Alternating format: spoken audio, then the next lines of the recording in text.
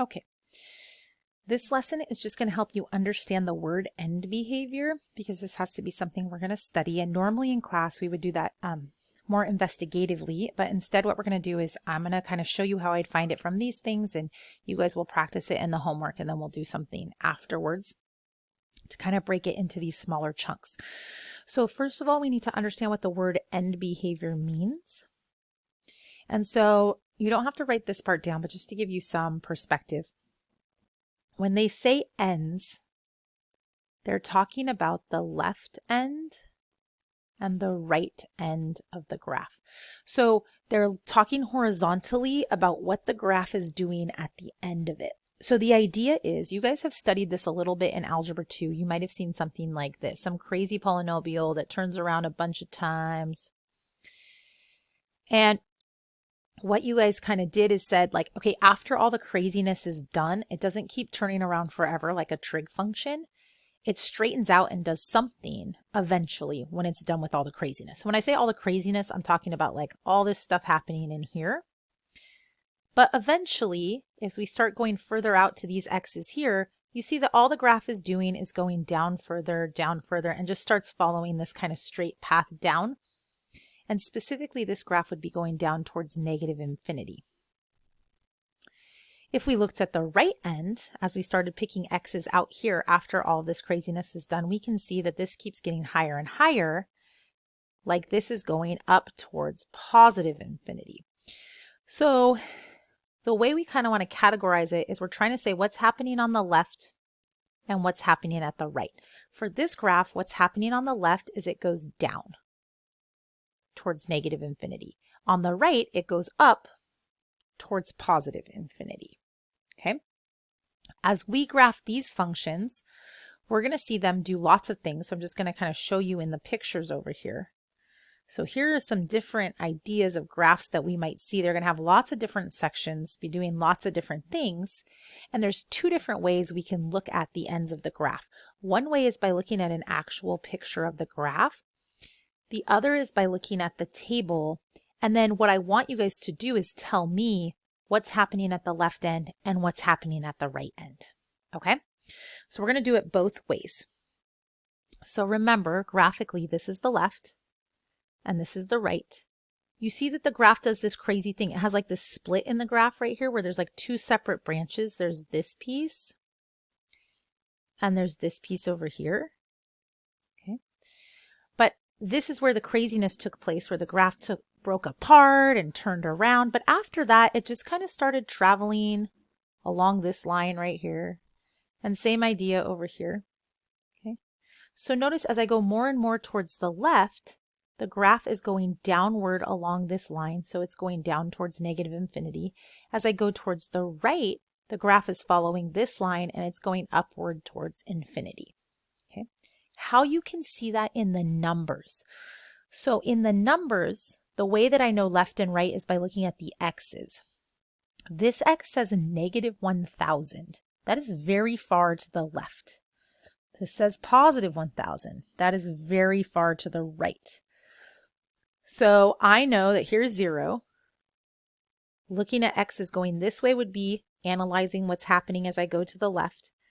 Here would tell me what's happening as I go to the right.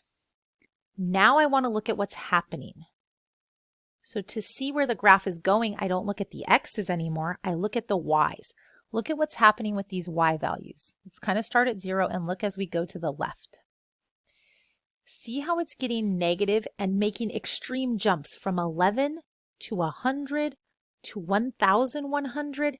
That thing isn't stopping near any number. It's just keep going lower and lower and lower. That tells me it's going towards negative infinity. When I go towards the right, I see this happening.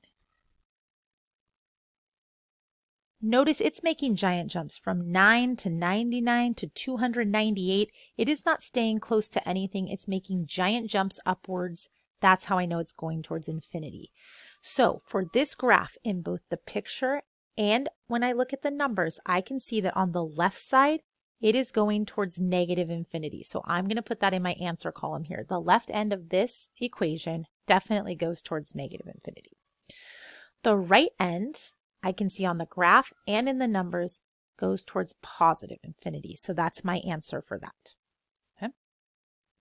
I'm going to go through a couple more and then you guys will work on this in the homework. Really check your answers to it so you can get a feel for what's happening. So again, on the graph, graphically, this is the left side. This is the right side. In your table, you have to look at the x values and see this is going towards the left this way. These are going towards the right that way. Then I no longer care what the x values say. I'm now looking at y's. So what's happening to the y values on the graph? As I go more and more towards the left, the graph is done with all this turning around. It just is going up, up, up, up, up towards infinity. And on the right, up, up, up, up, up towards infinity. Can I see that in the numbers? So as I go to the left from 0, from 1 to 51 to 10,000 to 1 million, it's making drastic jumps. That's definitely just getting larger and larger towards infinity. The other way, I see the same pattern happening. So it's definitely confirmed by the graph and by the numbers. The left side is going towards infinity. The right side is also going towards infinity. All right, let's look at the next one. So graphically, again, here's my left. Here's my right. Numerically, here's 0 as an x going this way as x's get really big. That's moving to the right. Going this way as x's get very negative. That's moving towards the left. So then let's look at what the graph does. What do the y values of the graph do? Here's where this graph gets crazy. It's broken apart. It does some turning around all in here. But then as we move out to the sides, the graph starts just kind of settling down. And notice this graph just kind of stays right here. And at the right end, it just kind of stays right there too. Then we have to do our best to estimate what number it looks like it's staying at. These on both sides look like they kind of run into the x-axis. So that's a y value of 0. So it looks to me like these graphs' ends are not going up towards infinity or negative infinity, but instead they're settling down at 0. Let's see if we can see that with the numbers. So 0.1 to 0.01 to 0.001. It's definitely getting smaller, but it's not getting smaller like we saw with the negative infinities. Look back at the first example.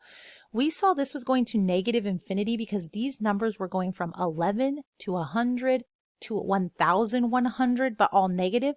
So the number was changing a lot, but getting really low. So we said negative infinity. This number is getting lower and lower, but notice if I kept going, I would eventually expect to see something like that. That's just getting closer and closer to being 0. And when I go the other way, it's negative, but I see the same sort of change happening. If I kept going for a long time, I might expect to see something like this. Again, it's negative, but really, if I rounded this, or my calculator eventually rounded it, it eventually would just start to look like 0. So for this function, the left side just starts to hang out right at 0 like a horizontal line, and so does the right side. They just kind of get straight. They don't shoot up or shoot down like infinities or negative infinities, and they just start to have end behavior at 0. Okay. All right, last one on here. We're going to look at this one. So again, here is, let's think left and right first so we understand. This is going to the left. It's going to the right. For my x values, here's 0. These numbers are taking me to the right. These numbers are taking me to the left. And so let's look at what's happening to the y value. So on the graph has a lot of crazy stuff. It has all this broken up stuff. This whole thing's all curving in here. These are curving around. But after all of that is done, what's happening to the graphs at the sides? Look, it's coming up and it's starting to just be right here at this horizontal line, and the same thing over here. Okay. So again, this one doesn't look like the ones that went towards infinity and negative infinity. It looks like it's just kind of staying at one number, almost like a straight line. And then let's see if we see that in our y values with our numbers. So here we start at 0. We see it going from 0.8 to 2.1 to 2.01 to 2.001. So yes, it's getting bigger, but can you imagine going many spaces out and eventually I just feel like I would see this? It's not really getting that much bigger. It just seems to be kind of like staying very close to 2.